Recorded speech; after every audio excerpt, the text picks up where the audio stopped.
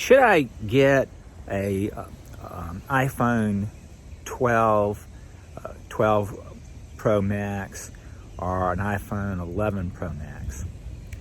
Well, I actually had an iPhone 12 Pro, and one problem was the battery life wasn't really that great.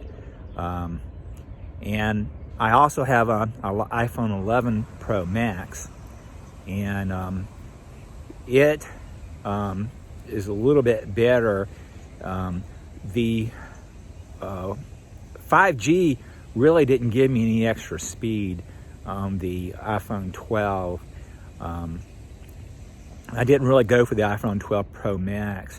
The only big advantage was the LiDAR sensor and the low light, but I didn't want to go that way. The thing is, with the iPhone 11, the biggest problems I had was with my email accounts.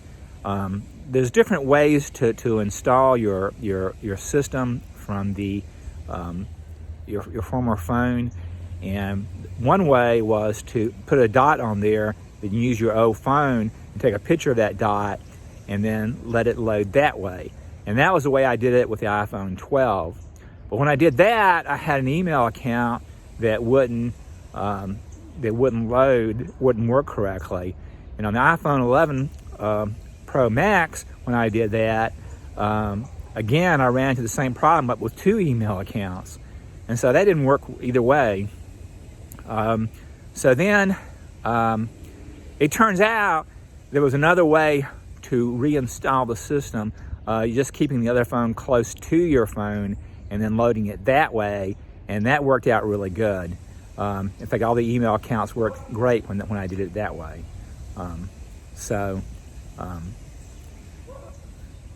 also on the 11 Pro Max, the Wi-Fi speed's around 300 megabytes per second download, which is pretty decent. And I didn't have any additional speed on the 5G at all. It just didn't really do any good, and it just used up battery, and I ended up having to turn it off, and it just wasn't something that was really going to be useful for me.